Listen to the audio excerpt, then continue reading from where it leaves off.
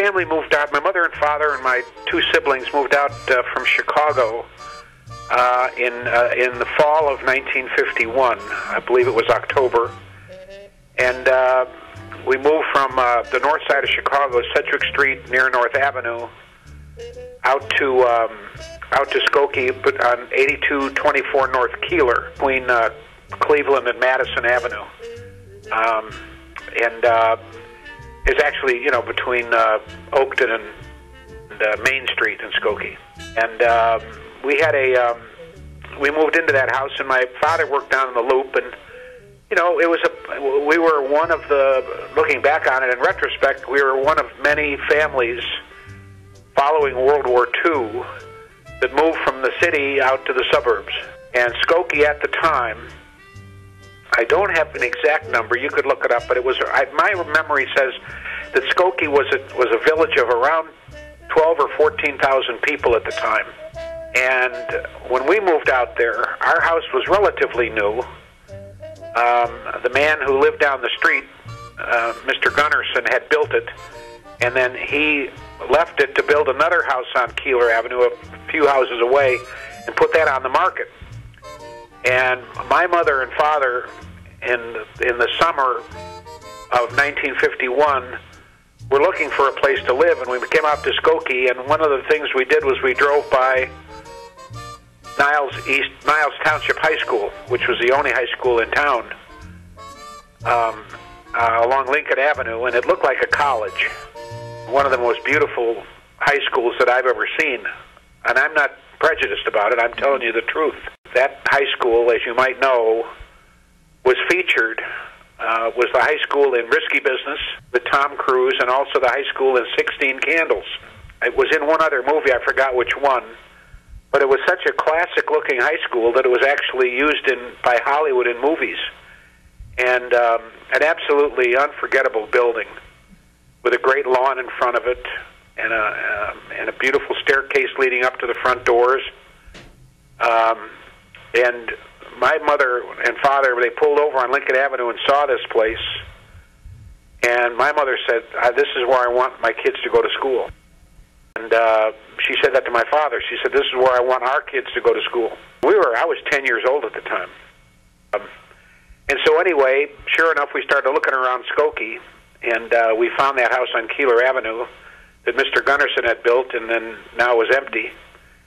And so my father put a down payment on the house, and we moved in that fall, and it's the best thing that my family ever did as a group, and was moving in, my father and mother buying that house and us moving in there. It was at that time, Skokie was I don't know what it's been like since, but at the time I can tell you that it was a wonderful place to grow up because, first of all, I was a block away from my elementary school, Cleveland. Again, no longer exists, like the high school. It was razed and destroyed, and now it's a park. I don't know what's in the place where Niles High School was, but Cleveland is now just an empty lot with swings and I think a baseball diamond maybe. Diverse ethnically, no. I don't remember what the ethnicity was of the inhabitants when we moved in.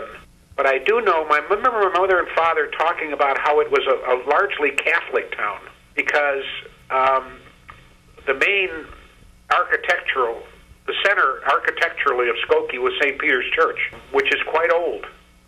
And it had been around a long time, and there was a resident politician who had a bar on the corner, near the corner of Lincoln and Oakton. His name was Scotty Krier, K-R-I-E-R.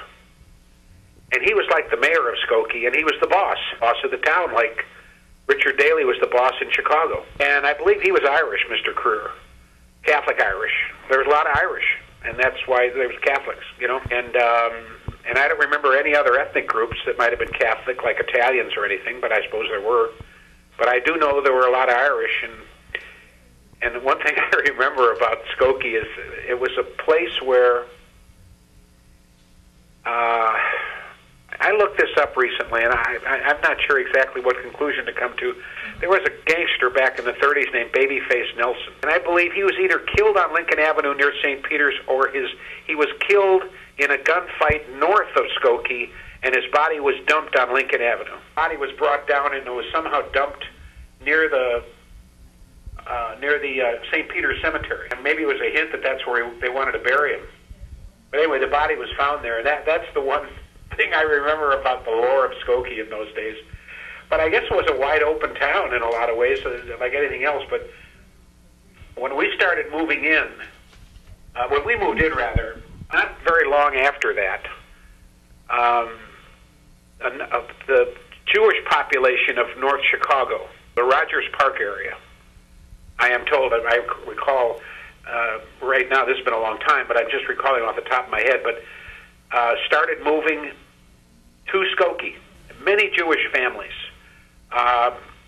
They all moved to Skokie, and then suddenly there were synagogues and temples, and a lot of my friends in grade school, in fact, my first girlfriend in Skokie was Ginger Golden, who was Jewish, and her father was a dentist, Lawrence Golden.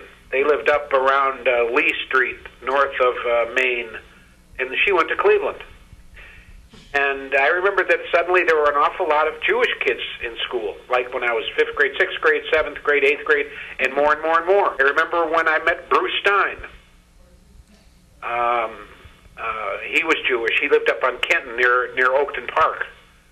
And then there was Fred Weil. Fred Weil and Lowell Weil. That was a Jewish family that had moved to Skokie. And Lowell Weil later he went to Niles for a couple of years and transferred to St. John's, and I just saw him at the reunion. He became, we had that big reunion, Niles' 50th anniversary reunion, class of 1959. That was my reunion class, Niles, and we just had our 50th reunion on, June the 12th and 13th up at Allgauer Hilton up in Northbrook. And we had 308 people at the Saturday dinner.